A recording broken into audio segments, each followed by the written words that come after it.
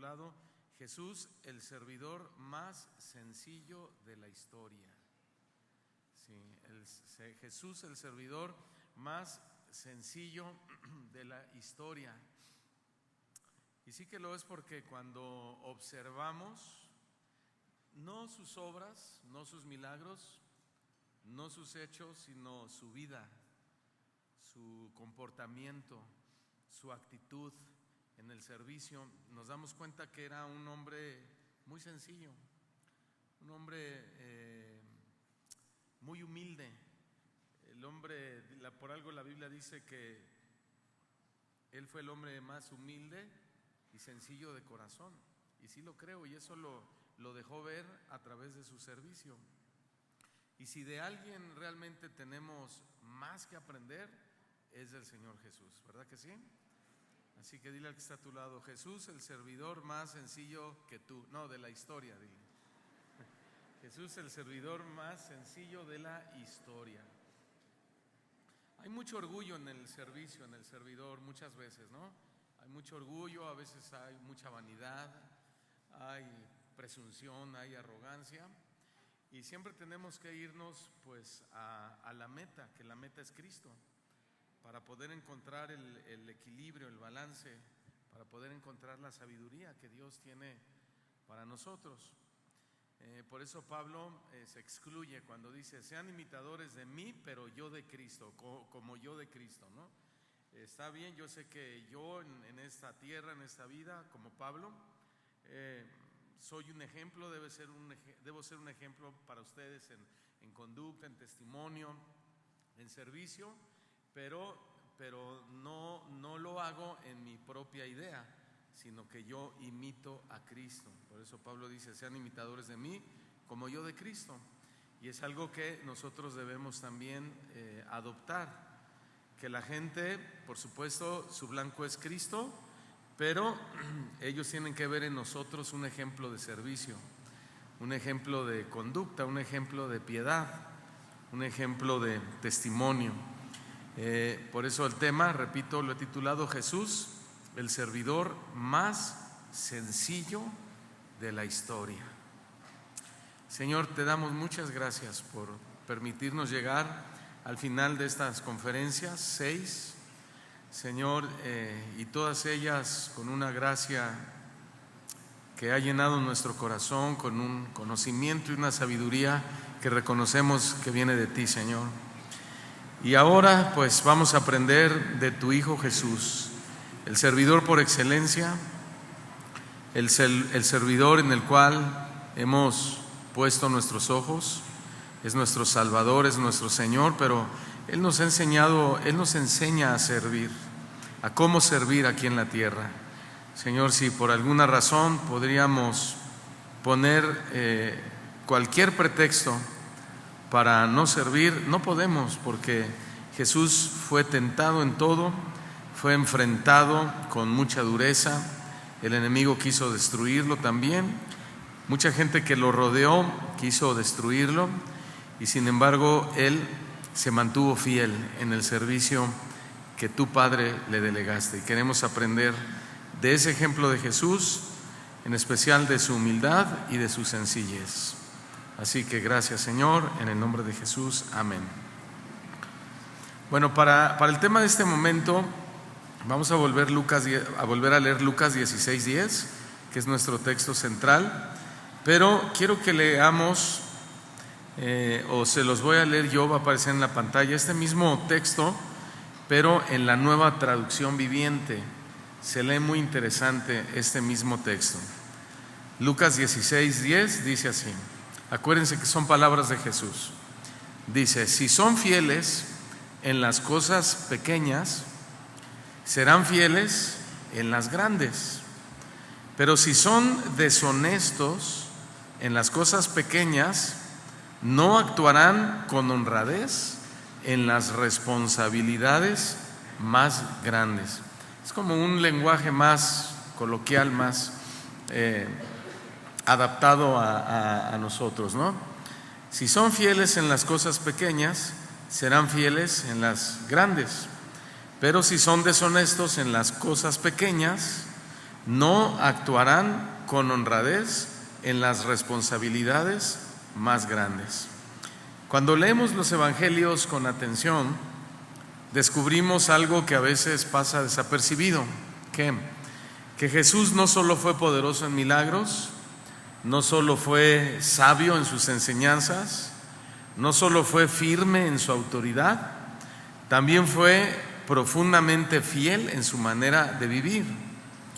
Cada escena de la vida de Cristo revela a un hombre completamente comprometido con Dios, incluso en los detalles más simples. Jesús no era malicioso cuando servía. Hoy hay mucho de eso. Jesús no servía solo cuando había multitudes, o tampoco servía si solamente o si el momento era muy importante, ¿no? Jesús fue fiel siempre. Él era fiel cuando predicaba a miles, pero también era fiel cuando estaba solo con 12 hombres cansados después de una jornada de trabajo. Jesús era fiel cuando hacía milagros de tal manera que estremecía a las multitudes, pero también era fiel cuando nadie lo observaba. ¿Por qué Jesús era así? Bueno, porque su fidelidad no dependía del tamaño de la tarea. La fidelidad de Jesús realmente dependía del corazón con el que servía a su Padre. Y lo dijimos hace un momento, ¿no? Todo está en el corazón. Y aquí es donde surge un contraste muy fuerte con lo que muchas veces vemos hoy en el servicio, que muchos desean hacer solo las cosas grandes, pero no las pequeñas. Y eso no es fidelidad. Querer la visibilidad no es fidelidad. Querer visibilidad no es espiritualidad. Querer preeminencia o querer visibilidad más bien sería carnalidad, ¿no? Sin embargo, cuando miramos a Jesús encontramos exactamente lo contrario. Jesús no evitó las tareas pequeñas, para nada. Él no evitó los momentos sencillos y no evitó tampoco los servicios que nadie aplaudiera. Al contrario, Él una y otra vez lo vemos sirviendo con fidelidad en esas pequeñas cosas, en esas escenas pequeñas, pero que revelan algo muy profundo, que lo acabo de decir, el corazón del verdadero siervo de Dios. Y cuando observamos con atención a Jesús, inevitablemente surge una pregunta para todos nosotros. Y la pregunta es: ¿tenemos la misma fidelidad que vemos en Jesús, incluso en las pequeñas cosas? ¿Realmente estamos siendo fieles como Jesús, incluso en las pequeñas cosas? Y uno de esos momentos de Jesús ocurre después de la resurrección. En ese momento no hay multitudes, no hay sermones, eso ya lo había terminado, no hay milagros espectaculares, y en esta escena solo hay siete, no los 12, 7 discípulos que están cansados, están regresando de pescar. ¿Y qué creen? Que Jesús está ahí esperándolos en la orilla, no para darles una enseñanza, sino para servirles de una manera muy sencilla, muy bonita. En esta escena de Jesús y otras que vamos a analizar, descubrimos que el verdadero servicio muchas veces ocurre en momentos discretos, que nadie ve, que nadie aplaude, que nadie se da cuenta. Jesús dijo en Marcos 10:45 que el Hijo del Hombre, o sea, Él no vino para ser servido, sino ¿para qué? Para servir. A eso vino Jesús, para servir. La palabra servir en griego es la palabra diaconeo, de diácono, y esta palabra significa simplemente atender, asistir, servir las mesas, que es diácono, y también significa ministrar, fíjense, necesidades prácticas. Es el punto que estamos tratando hoy. Necesidades prácticas, ministrar necesidades prácticas.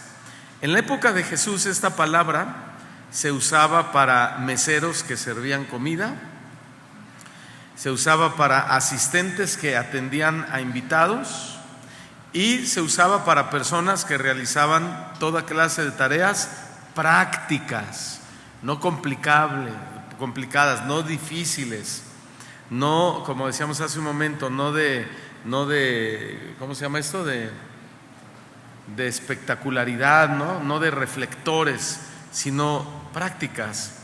Así que cuando Jesús dice que Él viene a servir, Él está afirmando algo radical. Cuando decimos radical nos referimos a algo que viene desde la raíz.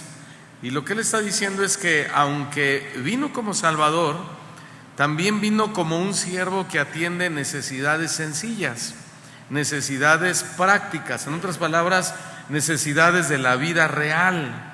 O sea, Él no se autodescribe como un líder de plataforma, sino como un siervo resolviendo necesidades prácticas, resolviendo necesidades del día a día, de la vida diaria, de la gente y de cada uno de nosotros. Por eso Él dice que Él no vino para ser servido, Él vino para servir y además para dar su vida en rescate por nosotros. Y esta declaración respalda algo impactante que hizo, aunque lo que hizo fue muy sencillo, hermanos. Esto sucedió, repito, después de su resurrección. ¿Qué hizo Jesús? ¿Saben qué hizo Jesús? Jesús preparó personalmente el desayuno para sus discípulos. El hombre resucitado, el Rey de Reyes, el Señor de Señores, nuestro majestuoso Señor, se aparece por primera vez a los discípulos para eso, para prepararles un desayuno a sus discípulos. ¿Qué les parece? Impresionante, ¿no? Por eso cuando Él dice, yo no vine para servir, yo no vine para ser servido, yo vine para servirles, Él se está refiriendo a toda clase de servicio. Por supuesto, el más grande fue nuestra salvación, el perdón de nuestros pecados, nuestra redención, ¿sí? Pero no solo a eso, es impresionante el carácter de Cristo como siervo que era, porque entonces cualquiera podría decir, no, wow, bueno, sí, es que Él vino a dar la vida por la humanidad, es que Él vino como Mesías, es que Él vino como Rabí, Él vino como el Señor, Él vino como Maestro. No solo eso, por eso la palabra servidor, se las definí, significa mesero que servía comida. Y eso es lo que hizo con los discípulos. Les preparó una comida, un desayuno. Vamos a leerlo en Juan capítulo 21, versículos del 9 al 12, por favor. Juan 21, versículos del 9 al 12.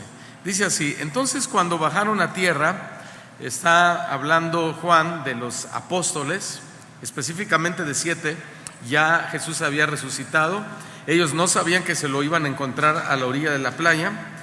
Y bajan, están en las barcas pescando. Y bajan a tierra. ¿Y qué fue lo que vieron? Brasas ya puestas y un pescado colocado sobre las brasas y pan. Y ahí estaba Jesús dándoles el encuentro. Verso 10: y les dijo, traed algunos de los peces que habéis pescado ahora. Simón Pedro subió a la barca y sacó la red a tierra llena de peces grandes, 153, y aunque había tantos, la red no se rompió. Jesús le dijo, venid y desayunad. ¿Cuántas veces hemos pasado de corrido estas escenas, no? Venid y desayunad. Dice, ninguno de los discípulos se atrevió a preguntarle, ¿quién eres tú?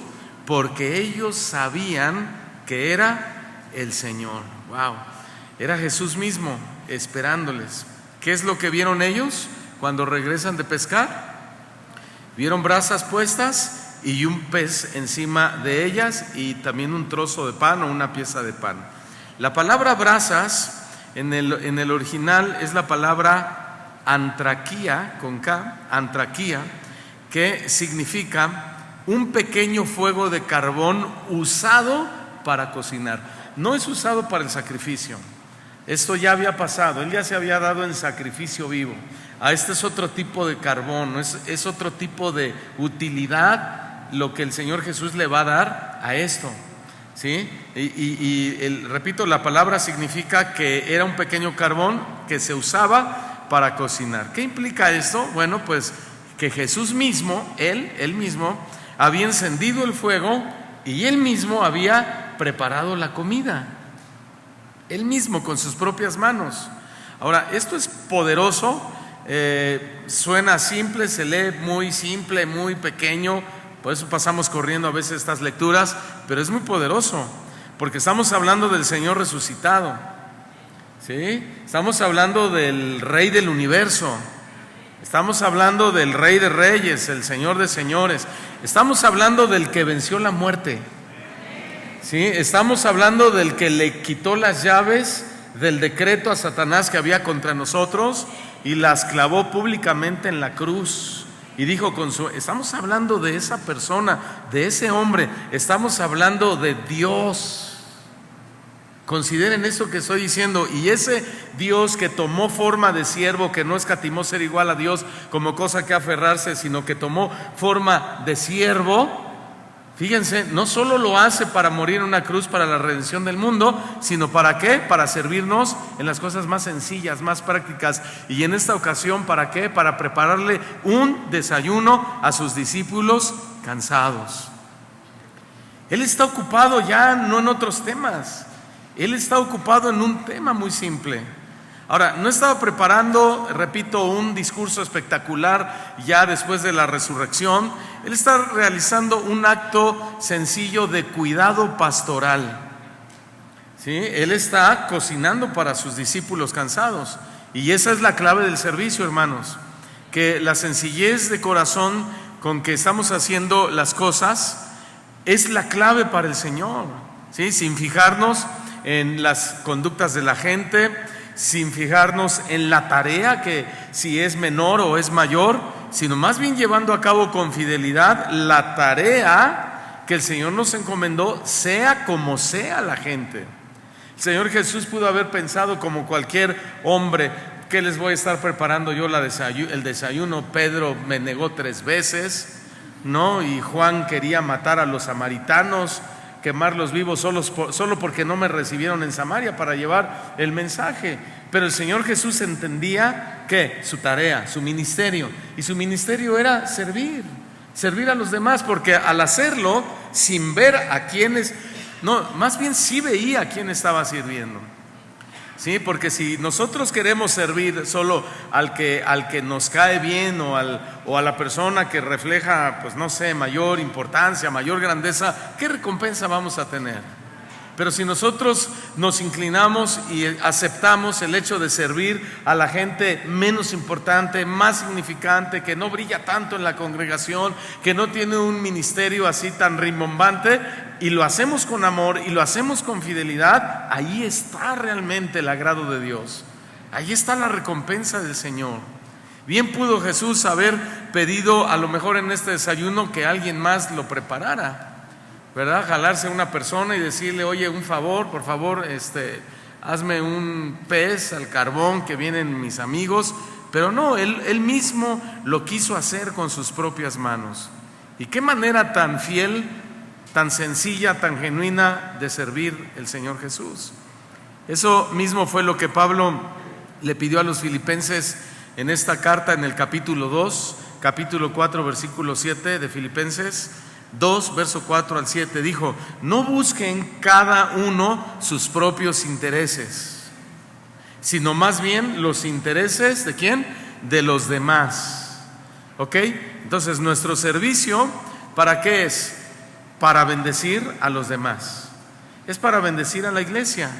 Nosotros estamos para ser de provecho para la gente, para la congregación, no para aprovecharnos de la gente o no para aprovecharnos de la congregación, sino para ser provechoso para la congregación.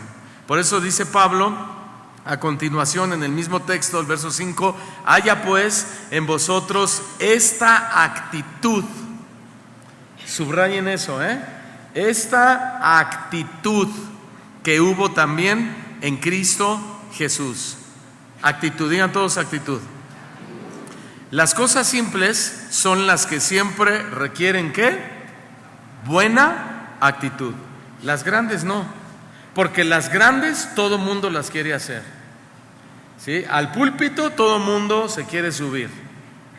A salir a evangelizar a China todo mundo quiere ir, pero no ha evangelizado ni siquiera a su colonia. Es más, no vamos tan lejos, ni a sus propios hijos los tiene en orden en su casa. Y esa es una realidad de muchos servidores en la congregación, que la actitud está equivocada. O sea, con razón dice el dicho, ¿verdad? Tan sabio, contiene mucha sabiduría, cantil de la calle y obscuridad de tu casa. Porque queremos alumbrar a los de afuera, queremos alumbrar a donde nos llama la atención ir y hasta de pasadita conozco, dicen, ¿verdad? Pero donde realmente está la necesidad inmediata, no estamos siendo fieles. Y ahí es donde el Señor dice que haya pues en ustedes esta actitud que hubo también en Cristo. Y estamos hablando de actitud cuando vemos a Jesús, porque Él ya los estaba esperando con buena actitud, con la comida hecha, listo para servirles el desayuno. Dice el verso 6, el cual aunque existía en forma de Dios, Jesús, no consideró el ser igual a Dios como algo a que aferrarse, sino que se despojó a sí mismo, tomando forma de siervo, haciéndose semejante a los hombres, haciéndose semejante a los hombres. Ok, y como hombres tenemos mucho que aprender de la actitud de Jesús en el servicio. Nuestra fidelidad en el servicio consiste precisamente en eso, en servir con buena actitud a personas que a lo mejor ni nos caen bien. Servir con buena actitud a personas que tal vez hasta han hablado mal contra nosotros. Servir con buena actitud a personas que tal vez ni siquiera están esperando que les demos ese buen trato.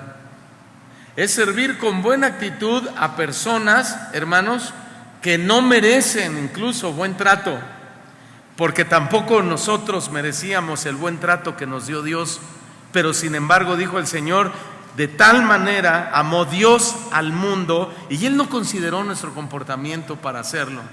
Él no consideró ni nuestra fe ahí, ni nuestra bondad, porque no había bueno ni aún uno en esta tierra. Simplemente Él dijo, lo hago porque los amo, porque de tal manera amó Dios al mundo que envió, entre paréntesis, con buena actitud a su Hijo a morir, para que todo aquel que crea y reciba esa buena actitud de mi Hijo Jesucristo no se pierda, sino que tenga vida eterna. Sin embargo, mucha gente rechazó el sacrificio de Cristo con una mala actitud. Pero Jesús, estando en la cruz, Él dijo, consumado es, he terminado la obra, he cumplido con la tarea que el Padre me dio. Él no dijo, Señor, estos son unos malagradecidos, son unos ingratos, ellos han hablado mal de mí, ellos me insultan, ellos me golpearon, ellos me apedrearon, ellos me están diciendo un montón de tonterías. Señor, ¿sabes qué? Manda a tus ángeles y regrésame al cielo contigo. No, la actitud del Señor Jesús fue de tal manera que dijo en la cruz, consumado es, voy a estar aquí hasta que termine la tarea que mi Padre me encomendó. Y no porque lo merezcamos, sino porque Él ve nuestra necesidad. Sin Él nosotros hoy estaríamos en el infierno, perdidos, sentencia de muerte. Y no solo nosotros, nuestros hijos y todas nuestras generaciones. Pero ese Señor poderoso, ese Rey del universo, de la forma más humilde dice que tomó forma de siervo, siendo el Rey del universo.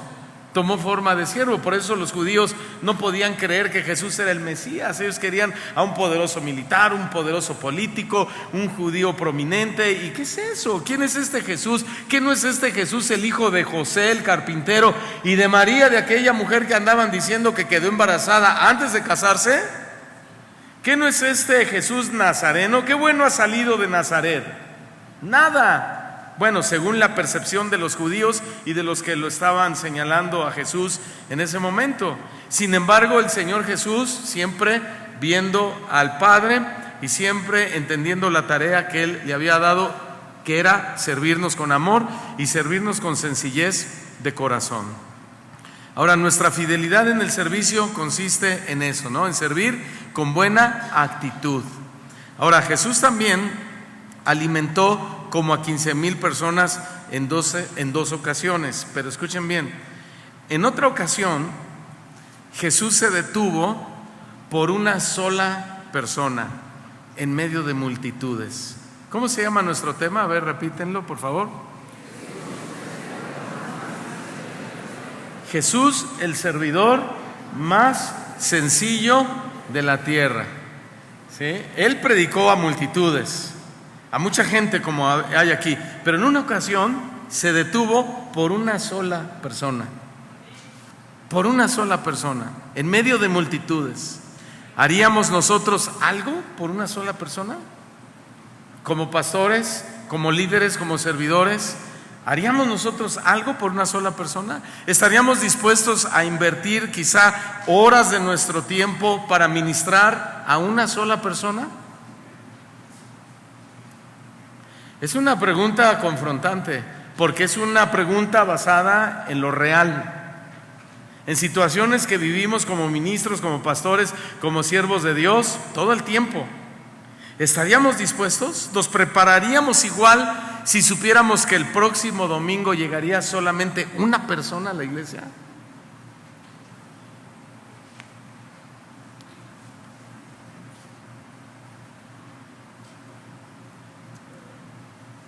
¿Nos prepararíamos de la misma manera y oraríamos el mismo tiempo que oramos?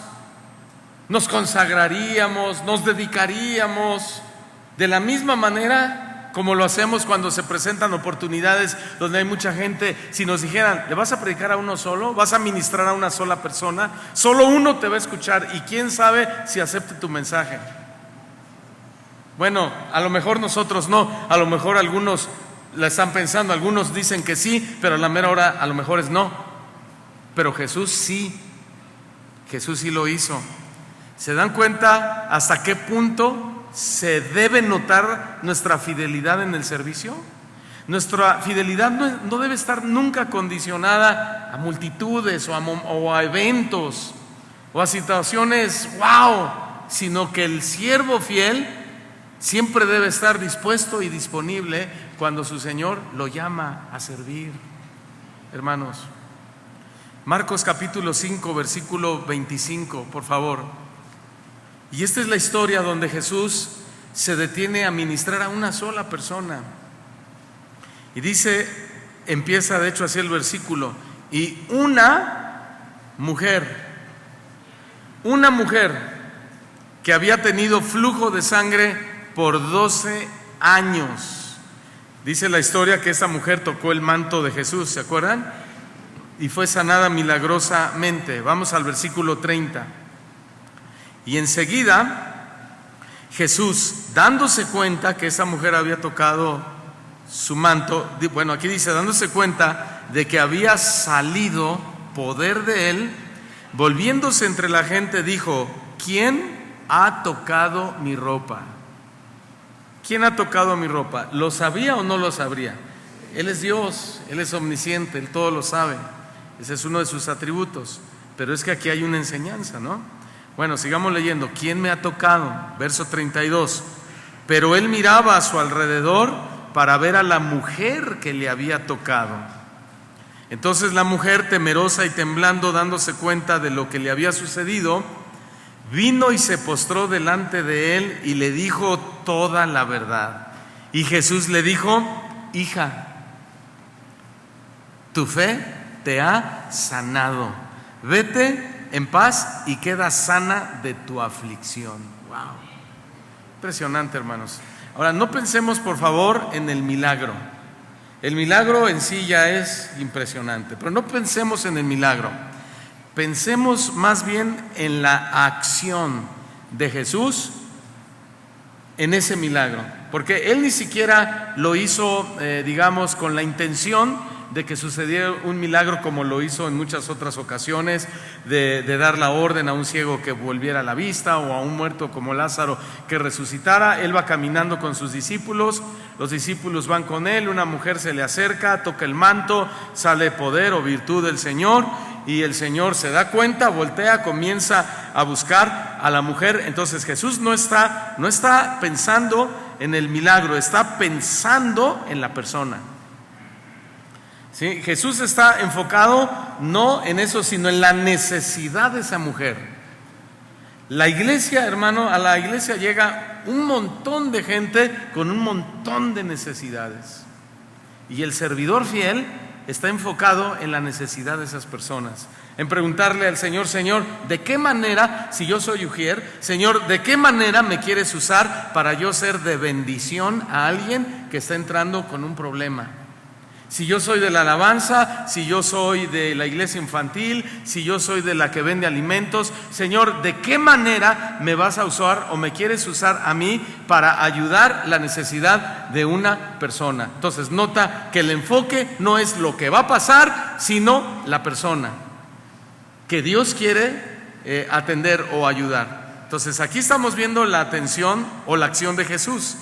Mejor dicho, la acción de Jesús. ¿Qué hizo? Se detuvo a atender la necesidad de esta sola persona, de una sola persona. Cuando acaba la reunión, los días domingos especialmente, tenemos mucha hambre. ¿Les pasa? ¿Sí o no? Y justo cuando vamos saliendo se presenta una necesidad en la iglesia. Pastor, 5 minutitos, ¿verdad? ¿Y qué hacemos? Y tú volteas y yo digo: ¿dónde está Miguel? ¿Y dónde está Jesús Zavala? ¿Y dónde está Ángel? ¿Y dónde está Carlos? Y ya todos se fueron a comer. Es un ejemplo.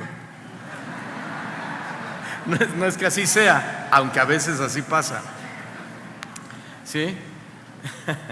No, pues ya no está nadie. ¿Y dónde está Paco Abad? No, fue el primero en irse, el hermano. ¿Y ahora y qué hago? ¿Y qué me dice el Señor? Atiéndela. Hay una necesidad. Ahora, el Señor está poniendo su atención en la persona, pero también está probando mi fidelidad como pastor. Y a lo mejor el pastor no va a estar en ese momento, pero va a estar alguien que a veces me dice: pastor, ¿puedo orar por esta persona? Claro que puedes, es más, ayúdame y ora, porque Santiago dice que oremos unos por otros. Otra cosa muy diferente es dar profecía personal y esas cosas no.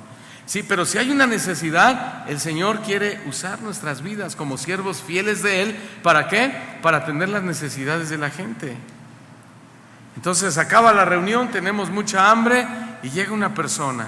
¿Qué le dijeron los discípulos a Jesús cuando pasa este acontecimiento de esta mujer con el flujo de sangre? Que Él se detiene y Jesús pregunta: ¿quién me ha tocado? Porque sentí que salió poder de mí. ¿Qué le dicen los discípulos? Casi hasta lo regañan. Y le dicen: Señor, ¿ves que la multitud te aprieta? ¿Ves que la multitud te aprieta? Y todavía dices: ¿quién me ha tocado? O sea, esa pregunta ni se pregunta, Señor Jesús. Prácticamente. No hay que olvidarnos que los discípulos fueron muy osados en muchas ocasiones hacia nuestro Señor Jesucristo. ¿Sí? Y aquí le están diciendo: Señor, ves que la gente te aprieta y preguntas quién te ha tocado. ¿Qué significa eso? Algo muy sencillo: que ellos no se hubieran detenido por esa necesidad. Ellos no se hubieran detenido a atender esa situación de esa mujer. Ellos simplemente habrían dicho: ¿sabes qué? Discúlpame, no te puedo atender, después búscame, te dejo mi tarjeta de 8 a 6 de la tarde, de lunes a viernes, tal vez. ¿No? Ellos se hubieran seguido, ellos se hubieran ido. ¿Por qué? Porque muchos tienen el pensamiento de que somos los siervos de Dios, de que somos los discípulos de Cristo, de que somos la gente como digamos como de mayor, ¿cómo decirlo?, estatus, nivel, título, posición en la iglesia. Y nos damos el lujo a veces de despreciar a la gente y no atender sus necesidades, cuando es justamente para lo que hemos sido ungidos. Porque el ungido de Dios, fue escogido por Dios y habilitado por el poder de Dios, no solo para las cosas grandes, no solo para la resurrección de personas, no solo para Él resucitar y levantarse incluso del fondo de la tierra, sino ¿para qué? Para atender necesidades simples, prepararle un desayuno a sus discípulos y pararse en medio de una multitud para atender la necesidad de una sola persona. Entonces, ahora, ellos no se habrían parado. Yo te pregunto, ¿tú te habrías detenido para identificar a esa mujer entre tanta gente? A lo mejor la respuesta es no, es la verdad, porque, hermanos, es en los pequeños detalles donde Dios prueba nuestra fidelidad en el servicio. En una multitud así, detenerse para identificar a una sola persona, pues era como romper el ritmo del ministerio. No, yo tengo cosas importantes que hacer. Yo tengo que dar otra tremenda enseñanza, otro sermón del monte. Yo tengo que ir a hacer una resurrección. Yo tengo que abrirle la vista a los ciegos. ¿Sabes qué? Que a mí Dios me ungió para cosas mayores. No puedo romper el ritmo del ministerio. La otra vez una hermana de la iglesia aquí en nuestra congregación comenzó a hablar en lenguas en voz alta y estaba edificando la iglesia. Y yo estaba contento, yo cerré mis ojos, estaba recibiendo eso que Dios le estaba hablando a ella. Levantó la voz, oró y empezó a hablar en lenguas. Y yo estaba sintiendo fuerte la presencia de Dios. Y alguien de esos que tú ya sabes que les falta sabiduría, discernimiento, yo estoy adorando al Señor y se me acerca, hasta me espantó cuando me habló en el oído. Y me dice: pastor, ¿le decimos que se calle? Y le digo: cállate tú, hermano. No le dije cállate tú. Y le dije: ¿cómo para qué? Le dije, lo quise un poquito confrontarle, ¿cómo para qué? Y me dice: para respetar el programa. Le dije: este es el programa de Dios. Esta es la iglesia de Dios, este es el mover de Dios. Si el Espíritu Santo se quiere mover y quiere en esa libertad usar a uno en don de lenguas, otro en profecía, en otro en sanidades, en otro en milagros, en interpretación de lenguas, discernimiento de espíritu, que lo haga. O sea, si el Espíritu Santo se quiere detener por una sola persona, entre 1000, entre 1500, entre 10,000, para ministrar a esa persona, es su iglesia, es su cuerpo. Él murió por esta iglesia con su propia sangre. Nosotros no podemos intervenir y decirle al Señor: no, Señor, no lo hagas, porque rompes el programa. Por eso, tener cuidado de no contristar al Espíritu Santo. Yo siempre oro como pastor, yo siempre le digo: Señor, Espíritu Santo, muévete en la iglesia, por favor. Espíritu Santo, derrámate. Espíritu Santo, que levanta profetas. Levanta, Señor, gente que tenga visiones. Levanta gente que interprete. Levanta gente que tenga discernimiento de espíritus, que tenga poder tuyo. Y estamos orando y estamos orando. Y no es fácil hacer eso, porque llegamos el domingo y estamos expectantes y no pasa. Llega otro domingo y no pasa. Pero a lo mejor llega el tercer domingo y algo sucede. Y nosotros no podemos decir: por el reloj, cállate, díganle a la hermana que se calle. No, es el programa del Señor. Y el Señor Jesús vino a eso, a la tierra. Y cuando esta mujer se acercó en fe, este buen servidor se detuvo y la atendió. Este servidor más humilde de todos se detuvo y dijo: ¿quién me ha tocado? He sentido que salió virtud de mí. Y no era para regañarla, sino para mostrarle, acercarse aún más a ella y decirle a la mujer: vete en paz, tus pecados han sido perdonados. Valió la pena haberme detenido solo por ti, mujer. Una mujer que estaba, hermano, fuera por su pecado, su contaminación religiosa. No se dice religiosa, el hecho, ¿cómo? Sí, ritualmente inmunda. Esta mujer no podía estar entre la sociedad. Ella tenía que estar afuera. Ritualmente estaba contaminada, pero ella tuvo fe en Jesús. Se acercó, lo tocó, recibió un milagro, pero más que el milagro de la sanidad, del perdón de sus pecados, por lo que se lo dijo. ¿Te das cuenta para qué se detuvo Jesús? ¿No le das gracias a Dios? Que Él se haya detenido 3 años y medio en esta tierra, desde el día 33 años y medio desde el día en que nació, por ti y por mí. Obviamente los discípulos pensaron que era absurdo, ¿no? Que Jesús se detuviera por una sola persona. Vámonos, Señor, hay muchas cosas que hacer. Y yo pregunto, ¿será absurdo o será falta de sabiduría quedarnos hasta tarde por ministrar una necesidad?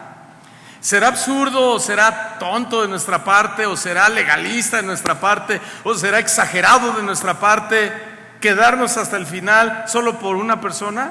Orar por una persona, aconsejar a una persona, ministrar a una persona, darle nuestro tiempo a una persona. No, no lo es. Al contrario, ese es el reflejo del Dios que tenemos, que hizo lo mismo con esta mujer e hizo lo mismo con nosotros. Él se detuvo en ese encuentro personal que tú tuviste con el Señor Jesús. Él no pasó de largo, Él se te presentó, se te reveló, se te mostró y se detuvo esperando una respuesta de nosotros. Y cuando nosotros le dijimos, sí, Señor, te recibo en mi corazón, creo firmemente que tú eres el Mesías, que tú eres el Señor, creo toda tu obra, Señor, perdona mis pecados, etcétera, etcétera, etcétera. El Señor nos absuelve, el Señor nos lava, el Señor nos redime, el Señor nos salva, el Señor nos perdona, etcétera, etcétera, etcétera. Se detuvo por nosotros.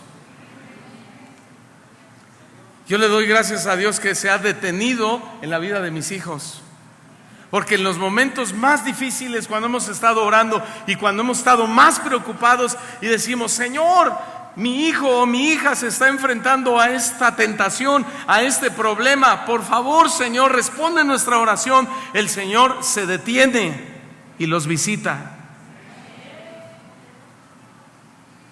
El servidor más humilde de toda la historia. Él no tenía por qué haberlo hecho con cada uno de nosotros. No merecíamos esa atención, no merecíamos ese favor, no merecíamos esa gracia, pero Él lo hizo, porque Él no quiere la muerte del pecador, sino que se arrepienta y viva, ¿verdad? Entonces no es absurdo, nuestra fidelidad es puesta a prueba todo el tiempo con los pequeños detalles, hermanos. Vamos rápido a Isaías 42, versículo 3, por favor. Isaías 42, versículo 3 dice así: no quebrará la caña cascada, ni apagará el pábilo que humeare, por medio de la verdad traerá justicia. A ver, no quebrará la caña cascada. Se refiere a personas. Ahorita lo voy a desarrollar. Se refiere a personas. También cuando dice ni apagará el pábilo que humea, se refiere a personas. Por medio de la verdad traerá justicia. Este texto es una profecía mesiánica que está describiendo el carácter del siervo. El siervo es Jesús. Y el profeta usa dos figuras interesantes. La primera es caña cascada. ¿Qué es una caña cascada? Era una planta quebrada que se tiraba porque ya no servía. Eso éramos nosotros. Una planta quebrada que se tiraba porque ya no servía. Y el pábilo que humea era una mecha que casi se ha apagado y solo produce humo. ¿Qué hacía la gente? Simplemente la apagaba y la reemplazaba, la tiraba. Bueno, esta mujer enferma que tocó el manto de Jesús era exactamente eso. Era una caña cascada y era un pábilo que humeaba. Era una vida quebrada entre muchas vidas bien, un poco entre comillas. Esta mujer era una vida socialmente marginada entre muchas vidas que no estaban marginadas. Esta mujer era una persona ignorada por la sociedad entre muchas que vivían vidas normales, como tú y como yo. Pero Jesús no la ignoró, Jesús se detuvo. Hermanos, debemos detenerlos y darle gracias a Dios, detenernos como Él se detuvo con nosotros y decirle: Señor, gracias, ahora me toca a mí.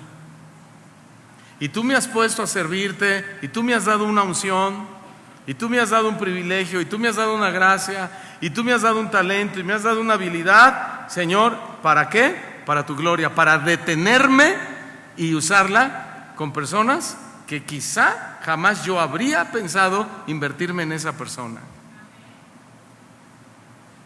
Debemos ponernos, dar un alto a nuestra vida y darle al servicio la importancia que Dios le ha dado. Ahora, Jesús captura toda nuestra atención porque aún en los detalles que nosotros consideraríamos insignificantes, Jesús los alcanza en su ministerio. Y esto no le va a gustar a muchos servidores, pero Jesús era sumamente organizado. Jesús era sumamente organizado. En otras palabras, era ordenado. Dile al que está a tu lado: ¿ya viste? Jesús era ordenado. Él era organizado. Bueno, ¿se acuerdan que cuando Él resucitó, hasta dejó su manto bien doblado en el sepulcro? Eso nos habla de orden, ¿no? No es el texto, no es la historia que voy a tocar, pero nos habla de disciplina. Dice la Biblia que cuando todas las mujeres estaba el sepulcro y las ropas de Jesús estaban bien dobladas. Él es un Dios de orden en todas las áreas de la vida. Ahora, ¿cuántos aquí son como Jesús, sumamente ordenados y organizados en su servicio? Aquí están sus pastores, ¿eh? Si alguien dice amén y no es cierto, el pastor va a decir: no es cierto. ¿Cuántos son sumamente organizados en su servicio? ¿Cuántos aquí tienen su score limpio? Nadie dijo amén. ¿Por qué será? Su área limpiecita, sus uniformes limpiecitos, bien peinados, huelen bien, bien presentables. ¿Cuántos son así en su servicio? Bueno, si fueran así no tendríamos por qué ponerles lineamientos, ¿verdad? Zapatos bien boleados, bien peinados.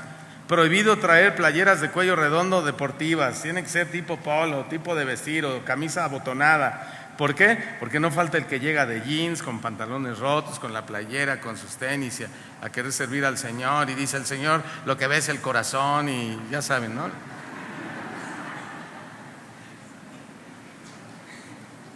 Marcos 6:39 y versículo 40. Les voy a leer esta versión, que es la Reina Valera contemporánea. Y aquí es antes de que Jesús haga el milagro de la multiplicación de los panes y los peces. Y dice así: Jesús les mandó. ¿A quién le mandó? Díganlo, ¿a quién? Ustedes ya saben, a sus discípulos. ¿Qué les mandó? Que hicieran que la gente se recostara por grupos sobre la hierba verde. No como Viva Aerobús, que llegas y te formas y está todo así, ¿verdad? Y a ver por dónde entras. No, ¿qué hizo Jesús? Hizo que la gente se recostara por grupos sobre la hierba verde. Verso 40.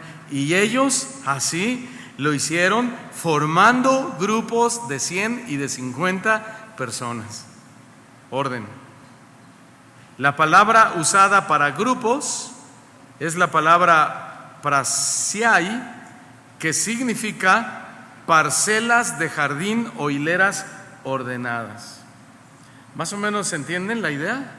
¿Sí? ¿Han visto esas imágenes de esos jardines esplendorosos que dices: wow, se ve toda la línea así de flores derechita, moradas, y luego la otra blanca y la otra rosa, y el círculo perfecto y el trazo perfecto? Eso es lo que Jesús hizo con la gente que les iba a dar la alimentación de manera milagrosa. Y le dijo a los discípulos: a ver, sí les voy a hacer un milagro, sí les voy a dar de comer, pero no quiero un relajo. Aquí vamos a poner las cosas ordenadamente. ¿Sí? Porque en todo Dios debe ser glorificado.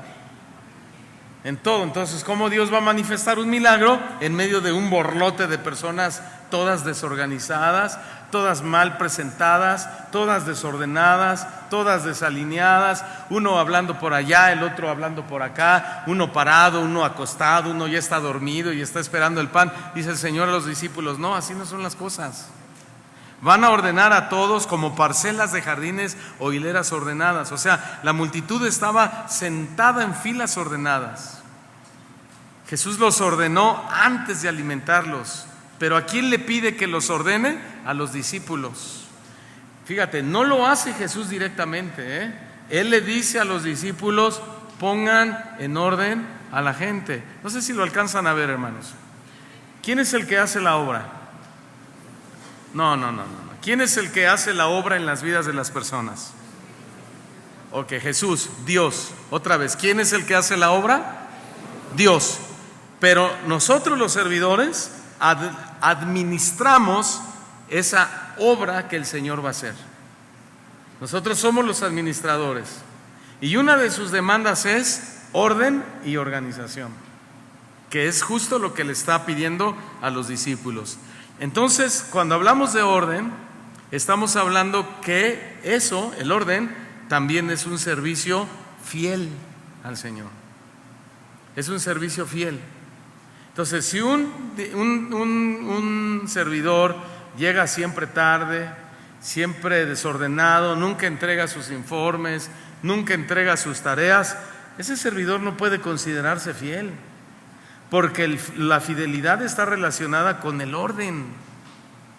La fidelidad a Dios está relacionada con la disciplina del servidor. A ver, un cristiano debe tener una vida disciplinada en el ámbito espiritual, que también consiste en una vida de oración diaria. Entonces, ¿de qué nos sirve tener 100, 200, 500? Una vez hicimos un conteo de servidores aquí en esta congregación, eran casi 600 servidores, y yo digo, ¿y todos orarán? ¿Y todos leerán sus Biblias?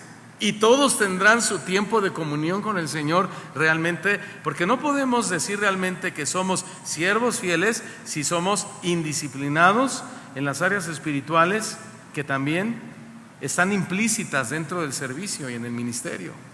¿Estamos de acuerdo o no, hermanos? Y aunque no estemos de acuerdo, ¿verdad? O sea, Jesús cuidaba el orden en su ministerio. Jesús mismo era muy disciplinado, pero su fidelidad como siervo no terminaba ahí. También se manifestaba en su disposición para realizar los actos de servicio más humildes. ¿De qué estamos hablando? De que Jesús lavó los pies de sus discípulos. Jesús lavó los pies de sus discípulos. Juan 13, versículos 4 y 5, por favor. Juan 13, versículos 4 y 5. Dice así, bueno, esto es poco antes de que Judas Iscariote lo traicione y lo entregue, sucede este acontecimiento. Dice: se levantó de la cena, se quitó su manto y tomando una toalla se la sujetó a la cintura. Luego puso agua en un recipiente y comenzó a lavar los pies de los discípulos para luego secárselos con la toalla que llevaba puesta en la cintura. ¿Cuántos le dicen: Señor, gracias por esa humildad tuya? En la cultura judía, lavar los pies era una tarea reservada exclusivamente para el siervo más bajo de la casa. Bueno, esto ya nos habla de la humildad que debe haber en nuestro pensamiento respecto al servicio. ¿Sí? O sea, no pensar que somos demasiado especiales como para lavar los pies. No pensar que somos demasiado importantes como para tener que involucrarnos o realizar servicios en áreas de rangos que nosotros consideramos inferiores. Porque si el Señor y el Maestro le lavó los pies sucios a sus discípulos y después se los secó, ¿quiénes somos nosotros para tener un concepto de nosotros más alto que el que debemos tener? ¿Se dan cuenta? Y antes de estos versículos, Juan dice algo muy importante. En Juan 13:3, él dice: sabiendo Jesús que el Padre le había dado todas las cosas en las manos. Fíjate, esto es previo al acto que él hace, al acto humilde de lavar los pies de sus discípulos. Sabe Jesús que el Padre le ha dado todas las cosas en sus manos. Es decir, Jesús sabía perfectamente quién era Él. Él sabía la autoridad que tenía de parte del Padre. Jesús sabía la posición que Dios le había dado. Él sabía que era el Señor, ¿no? Él sabía que era el Mesías. Él sabía que era el Salvador. Él sabía que era el Rey. Él sabía que era Dios. ¿Sí o no, hermanos? Él sabía que Él estaba en la tierra, como dice la Biblia, porque Él venía de Dios y volvía a Dios. Entonces, lo que Él está haciendo en este acto de humildad tiene que ser muy significativo, porque precisamente cuando sus discípulos se dan cuenta de que eso es así, de quién realmente es Jesús, Jesús hace algo que nadie esperaba, que lo acabamos de leer. Se levanta de la mesa y comienza a lavarle los pies a sus discípulos. ¿Por qué Jesús hace eso? Porque también Él es un servidor que es fiel en lo poco, no solo en lo mucho. Él entiende que Él vino a esta tierra para servirnos de la manera más humilde y más sencilla que nos podamos imaginar. Hermanos, los discípulos se están dando cuenta, esto es impresionante, porque entonces ellos encuentran el punto de comparación entre lo que Jesús está haciendo y lo que ellos hacen o no hacen. Entre cómo Jesús piensa del servicio y cómo ellos piensan del servicio, porque el pensamiento de ellos no tenía nada que ver con el pensamiento de Jesús. Hasta entre ellos se pelearon cuando la madre de Juan y Jacobo le decía a Jesús: Señor, por favor, ahí cuando estén en el cielo, en el reino, que uno se siente a tu derecha y el otro se siente a la izquierda. Y los otros estaban enojadísimos. No, ¿quién es esta señora que se mete y que le dice y que no sé qué? Y el Señor Jesús dice: ay, estos hombres no han entendido el verdadero significado del discipulado. Yo soy manso, yo soy humilde de corazón. Hermanos, olvidémonos de fanfarronerías en el servicio a Dios. ¿Sí? Ya está lloviendo, ¿verdad? Ya están todos así. En lugar de estar así, ¿verdad? Están así, pero está bien. A ver, óiganlo y ya después me ponen atención. ¿Sí? Bueno, este momento revela principios profundos sobre el servicio fiel. Número 1, dice que se levanta de la cena. Había 12 hombres en la mesa. Todos sabían que alguien debía lavar los pies, porque era parte de la tradición judía, pero nadie se levantó. Todos sabían, pero nadie se levantó. ¿Qué pasó ahí? ¿Por qué? ¿Por qué nadie se levantó? Pastor, es que ellos sabían que eran los apóstoles de Cristo. Es que ellos sabían que eran los más cercanos al Señor Jesús. ¿Cómo se iban a parar? Y si no eran ellos, entonces ¿quién iba a ser? Si en la reunión solamente estaban los 12 más Jesús, más el Rey, más el Señor. ¿Quién más? Ellos no podían esperar a otra persona que llegara. Era una reunión privada, era una reunión ministerial, era una reunión de servicio, era una reunión donde todos eran iguales, era una reunión donde nadie brilla más que otro. ¿Me están escuchando? Era una reunión donde todos se debían al mismo hombre, a la misma persona, a Jesucristo. Ahí nadie tenía derecho, nadie tenía cabida a pensar más alto de sí que los demás, absolutamente nadie. Pero nadie se quiso levantar a lavar los pies de nadie, porque esa era una tarea incómoda. Esa era una tarea humillante, era una tarea que correspondía a los siervos. ¿Cuántos siervos vinieron en esta tarde, en este día, a este congreso? Esa tarea es para nosotros. Y estamos volteando a ver quién hace esto, quién hace aquello, a ver quién se dispone. Y el Señor, como dijo el pastor Carlos, dice el Señor: no os hagáis. Te estoy hablando a ti. O sea, el Señor nos está llamando nuestra atención y nos está diciendo: tú eres la persona que yo quiero usar para eso que tú estás viendo demasiado pequeño. Tú eres esa persona que yo quiero usar para que se detenga en medio de una multitud para atender una sola necesidad. Tú eres esa persona que yo quiero usar para darle de desayunar a un grupo de personas, no para que te sientes y quieras que te den de desayunar a ti. No, tú estás para servir, no para ser servido.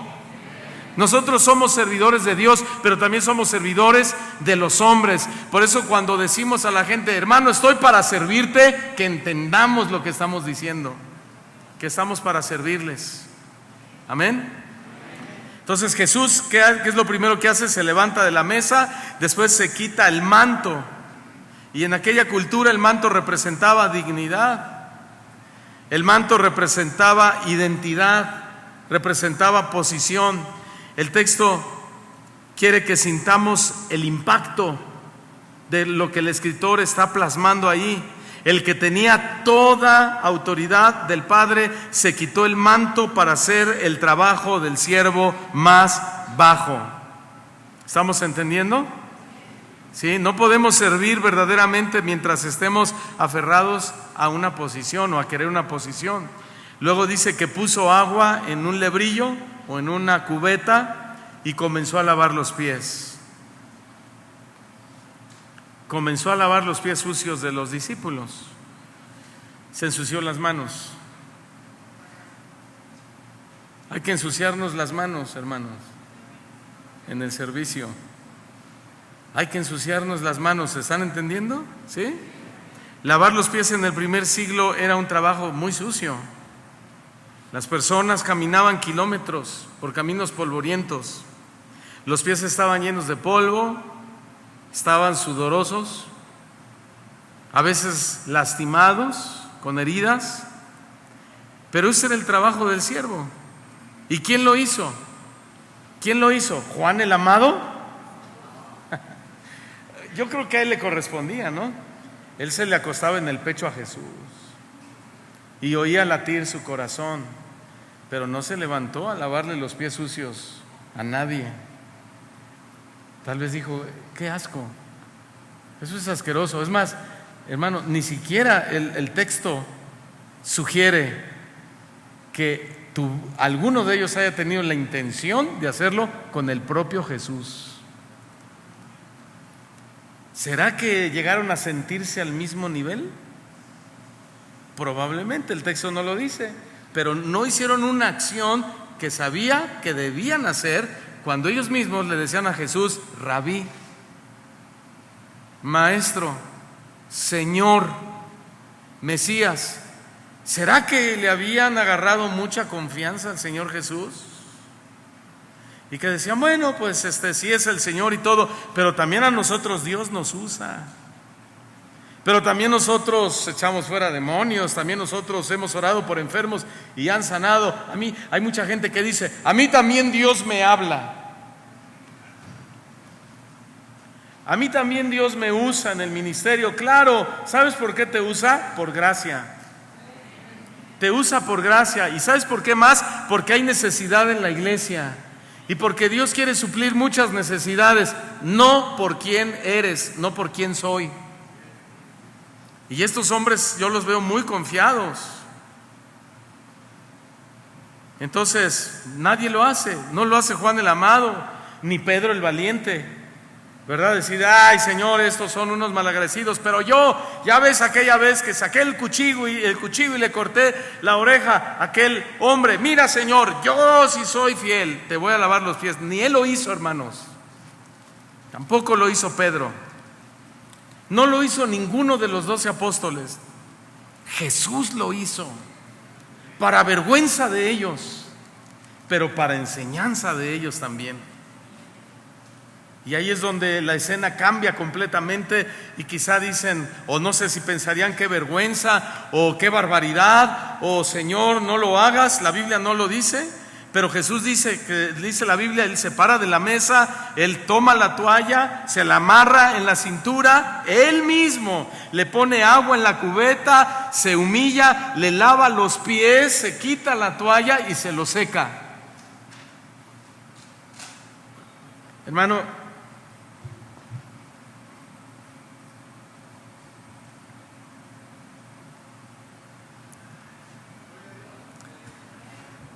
Eso hizo con nosotros.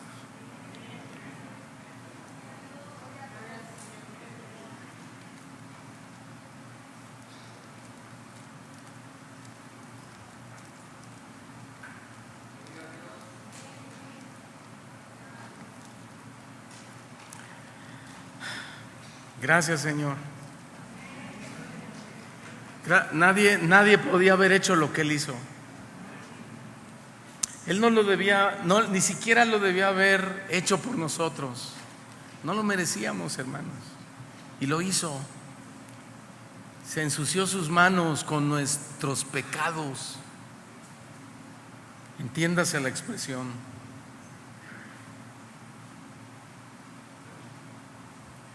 Cuando nos ensuciamos de pecado, el Señor se levantó y Él nos atendió y sanó nuestros pecados. Por su llaga fuimos nosotros curados. Entonces, Jesús no solamente habla del servicio, Jesús mismo vive el servicio. Y así es como demostramos el servicio fiel al Señor, cuando nos ensuciamos las manos en la obra, cuando estamos dispuestos a decirle: Señor, úsame donde quieras, úsame cuando quieras, úsame como quieras. Señor, envíame a donde tú quieras. Señor, quiero hacer tu voluntad, no quiero hacer la mía. Quiero hacerlo a tu manera, no a mi manera. Señor, quiero hacerlo bajo tus condiciones, no bajo mis condiciones. Señor, quiero hacerlo conforme a tu ejemplo, no conforme al ejemplo de nadie. Tú eres mi ejemplo, Señor. Si tú te ensuciaste las manos, si tú te humillaste, si tú lo serviste, lo quiero hacer como tú. Cuando nuestras manos hacen el trabajo que otros no quieren hacer, allí estamos manifestando el servicio fiel que el Señor quiere que hagamos. Cuando nuestro servicio, hermano, es inevitable, cuando nuestro servicio es incómodo, cuando nuestro servicio nadie lo aplaude y nadie te felicita y nadie te dice: oh, qué bien te oíste, qué bien estuviste, qué bien te viste. Nadie. Como decíamos de Baruch, que estaba a la sombra de Jeremías, cumpliendo la voluntad perfecta de Dios. Y no hay una voz que nos halaga, no hay una voz, hermano, que nos felicita. No hay nada de eso, sino solamente que una conciencia de un servicio que estamos realizando fiel al Señor, al que nos va a pagar conforme a nuestra fidelidad o infidelidad. ¿Sí?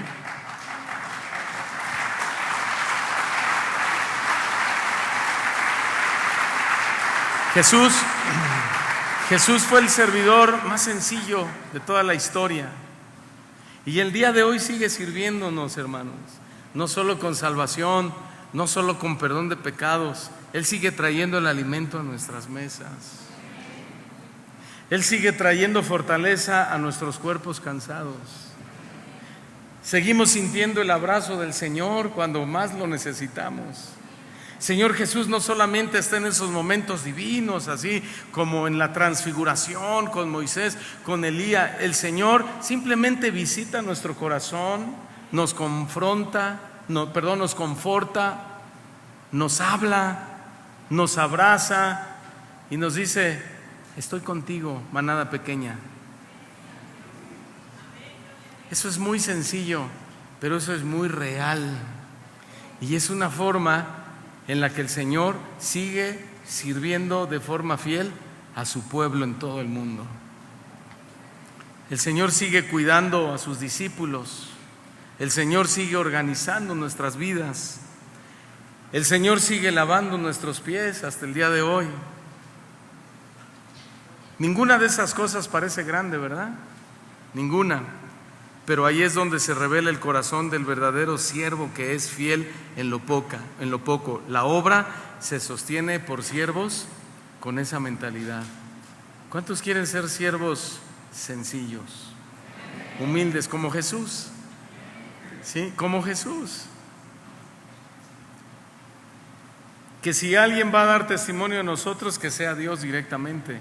Aunque la gente no aprecie lo que hacemos, aunque la gente hasta te critique, pero que el Padre te diga: bien, buen siervo y fiel, en lo poco fuiste fiel, en lo mucho te pondré, entra en el gozo de tu Señor. Amén. Dale un fuerte aplauso al Señor, por favor.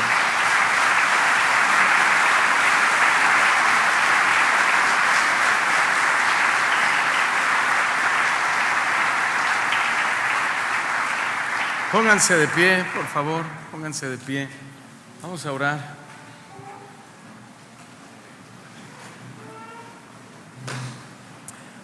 Vamos a orar y vamos a darle gracias a Dios por estos 2 días que nos ha hablado tanto, que nos ha ubicado también, ¿verdad que sí? Sí, porque ¿qué dijeron en la iglesia? Vamos a un congreso de siervos. Para siervos, ¿no? Y ahora vamos a un día un predicador subió muy altivo a la plataforma, queriendo impresionar al público, y a medida que avanzó su mensaje, el Señor lo humilló, porque Dios no lo usó. Subió así y bajó así, y se le acercó una viejita y le dijo: predicador, si usted hubiera subido como bajó, hubiera bajado como subió. Amén, ¿verdad? El Señor exalta, Él da gracia a los humildes, pero a los altivos los mira de lejos, no los usa, no los respalda. Señor, queremos ser siervos sencillos, humildes, Señor. Levanta tus manos con humildad, con humildad. Aquí estamos, Señor, ante ti. Estamos reconociendo nuestra fragilidad humana, nuestra vulnerabilidad delante de ti. Señor, reconocemos que no hemos sido esos siervos sencillos. Hasta te hemos querido quitar la gloria en ocasiones, cuando la gente nos felicita y solo le decimos gracias. No, Señor, en lugar de decir gracias, es decir gloria a Dios. La gloria es para ti, Señor. Y gracias por formar siervos y siervas así, sencillos, humildes, siervos y siervas que reconocen su necesidad de ti, siervos y siervas que hemos estado avanzando en el camino del servicio, del ministerio, y que nos hemos dado cuenta, Señor, que aunque nos usas, no siempre hemos tenido la mejor actitud en el ministerio. No siempre hemos respondido como tú esperabas que respondiéramos. Señor, qué maravilloso ver a Jesús como Él mismo le preparó con sus propias manos el desayuno a sus discípulos. Y a veces nosotros, Señor, hasta le tronamos los dedos a la gente para que haga lo que queremos que haga. Qué maravilloso, Señor, es ver que Jesús se detuvo en medio de una multitud para atender la necesidad de una sola mujer. Una mujer marginada en la sociedad, una mujer impura religiosamente, porque así lo enseñaba la ley. Una mujer despreciada, una mujer desechada, y que la gente simplemente ni se acordaba de ella, a lo mejor ni que existía ya. Pero tú, Jesús, pasaste deliberadamente en medio de esa multitud, sabiendo que esa mujer tocaría tu manto, que tú la sanarías, Señor, y que en presencia de todos voltearías a verla y le dirías: mujer, tu fe te ha sanado. Qué maravilloso, Señor, ver cómo no te interesó la agenda en ese momento, Señor, de quizá ir a un lugar, a una aldea, a una ciudad, a ministrar a multitudes. Ahí había una necesidad y ahí te detuviste, ahí. O como cuando el centurión, Señor, fue contigo y te dijo: Señor, mi soldado está enfermo. Y Jesús le dijo: vamos. Y el centurión le dijo: no, Señor, tú solo di la palabra y mi siervo será sanado. Y el Señor le agradó esa fe. Y el Señor ya había dejado todo. Iba a ir con ese centurión romano, que ni del pueblo de Dios era, que serían ellos los mismos, Señor, que te llevarían a ti a la cruz. Pero tú estabas cumpliendo tu tarea y lo hiciste con humildad. Como cuando aquella mujer, Señor, se acercó delante de ti y le decía: ayúdame, mi hija está enferma, mi hija está endemoniada. Y tú le dijiste: no es bueno dar el pan de los hijos a los perrillos. Y ella respondió: Señor, pero aún los perrillos comen de las migajas que caen debajo de la mesa de sus amos. Y te sorprendió la fe de ella, Señor. Te detuviste tu agenda, detuviste tu ministerio para hablar, para platicar con una mujer samaritana, con una mujer que había pasado por 7 maridos, que vivía en adulterio, que era una mezcla entre judíos y paganos, y que todos ellos, Señor, no creían en ese Mesías que eras tú. Y tú te detuviste a hablar con ella, Señor. Le leíste su vida por dentro y por fuera. Le dijiste: yo sé todo de ti, no te preocupes, para eso vine, para ayudarte, para ministrarte en tu necesidad. Te detuviste, Señor, por esa mujer. Te detuviste por un gadareno endemoniado, Señor, que atormentaba a toda una sociedad y que tú bien pudiste pasar de largo, pero te detuviste y lo liberaste. Y no solo lo liberaste, hablaste con él y le dijiste: ve y cuenta cuán grandes cosas ha hecho el Señor contigo.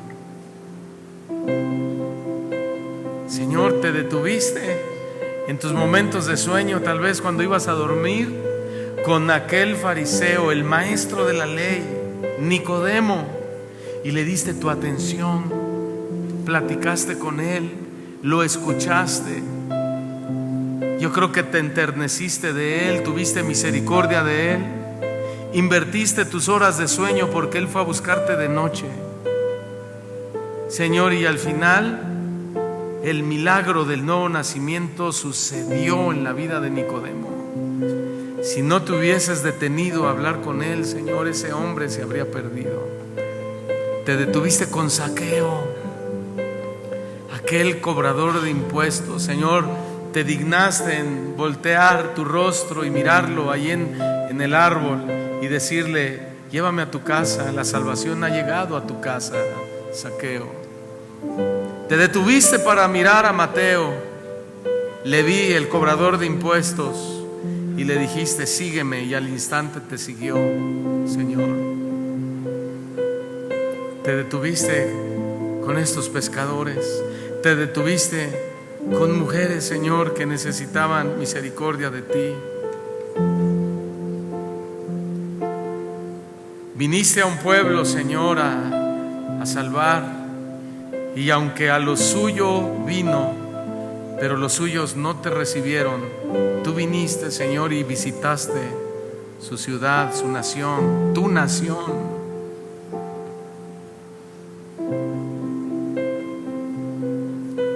Nos visitaste a nosotros, Señor.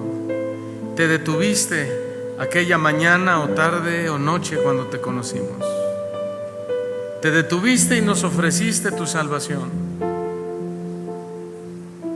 Y nos ofreciste dos caminos, un angosto y un ancho y espacioso. Te detuviste y nos presentaste tu obra y nos ofreciste la salvación y el perdón de nuestros pecados. Y esperaste ahí, Señor, a oír nuestra respuesta. Y hoy estamos aquí. porque nuestra respuesta fue: sí, Señor, creo en ti. Y después, Señor, nos diste tu poder, nos diste una investidura, nos diste una gracia, y nos hiciste siervos tuyos. Y ahora nos envías a que sigamos tus pisadas.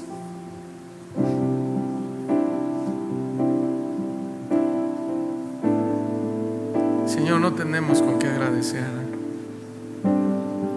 No tenemos con qué agradecer tanta gracia.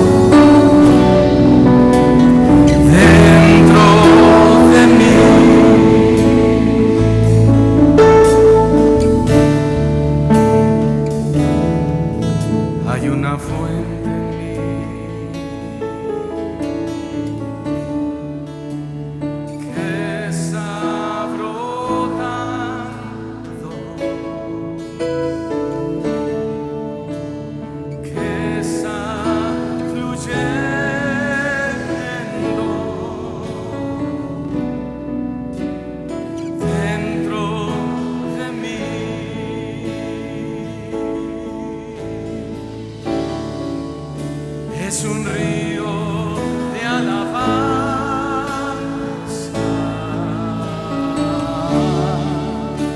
y de adoración.